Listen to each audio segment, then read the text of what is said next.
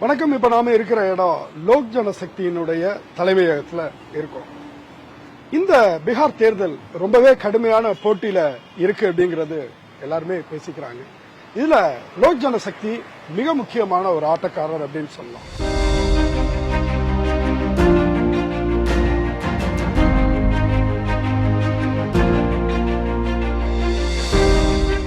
பீகார் 2025 தேர்தலில் நிதிஷ் தலைமையிலான ஐக்கிய ஜனதா தளம் தன்னுடைய எதிரணிகளுக்கு இணையா கலக்கமா பார்க்கக்கூடிய கட்சி லோக் ஜனசக்தி தான்.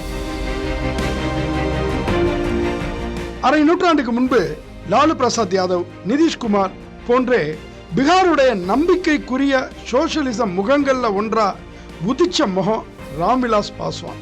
அவர் தொடங்கின கட்சி தான் இது. தொடக்கத்துல 3 பேரும் ஒன்னா செயல்பட்ட காலம் போய் பிற்பாடு தனக்குன்னு தனி பாதையை அமைச்சுக்கிட்டார் ராம்விலாஸ் பாஸ்வான்.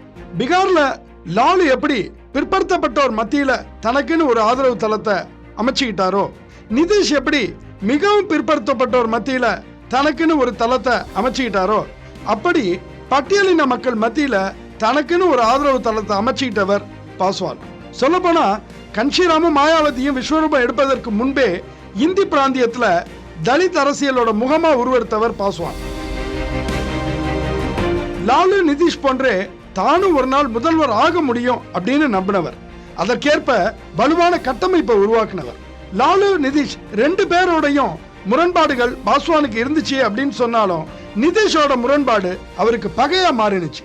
2005 பீகார் 2 தேர்தலை எதிர்கொள்ள வேண்டி இருந்துச்சு. முன்னதா 2005 பிப்ரவரியில நடந்த தேர்தலில் யாருக்குமே பெரும்பான்மை கிடைக்காத சூழல். அந்த சமயத்துல 29 இடங்களை வென்றிருந்துச்சு பாஸ்வானோட கட்சி.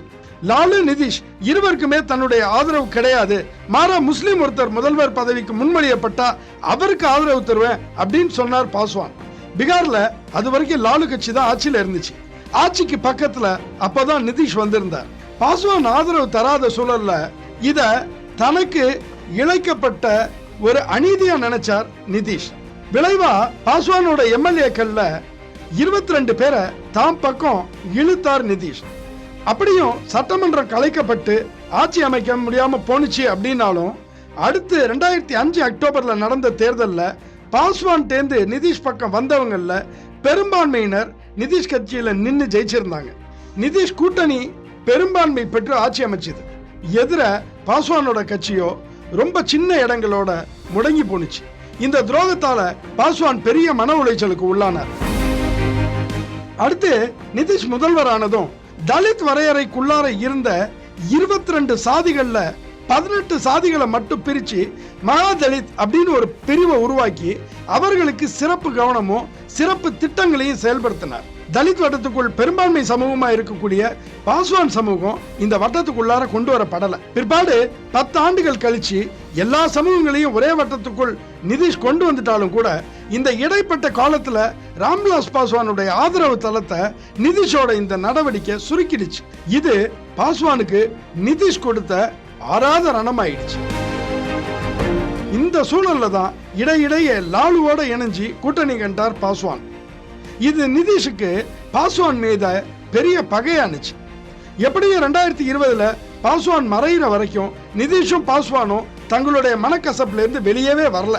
இந்த பின்னணியில லோக் ஜனசக்தியோடைய அடுத்த தலைவரா பதவியேற்றுக் கொண்ட பாஸ்வானோட மகன் சிராக் பாஸ்வானுக்கு நிதிஷ் மீது ஆழமான கசப்பு இருக்கு.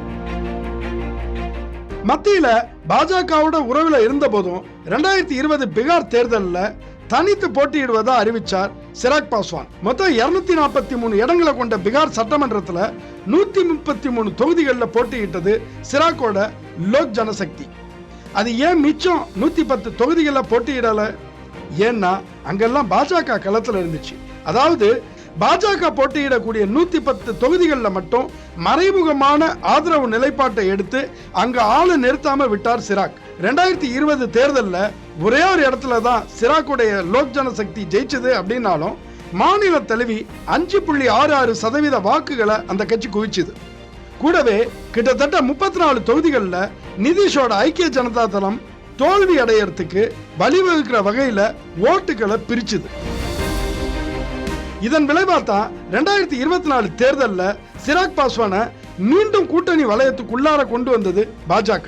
2024 மக்களவை தேர்தலில் பாஜக கூட்டணி பீகார்ல பெரிய வெற்றி பெறுவதற்கு சிராக்கும் ஒரு காரணம். ஆனாலும் நாடாளுமன்ற தேர்தலில் மோடிக்கு வேலை செஞ்சோம், சட்டமன்றத்தில் நிதிஷ்க்கு இல்லையா வேலை செய்யறோம் அப்படிங்கிற எண்ணம் லோக் ஜனசக்தி கட்சிக்காரங்கள்ட்ட இருக்கிறதா நிதிஷ் கட்சிக்காரங்க சொல்றாங்க.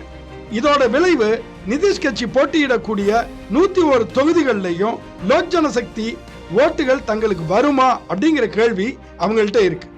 அதே போல கூட்டணியில தாங்கள் போட்டியிடுற 29 தொகுதிகளிலையும் ஐக்கிய ஜனதா தளம் கட்சியோட ஒத்துழைப்பு இல்ல அப்படின்னு சிராக் கட்சியினரும் சொல்றாங்க.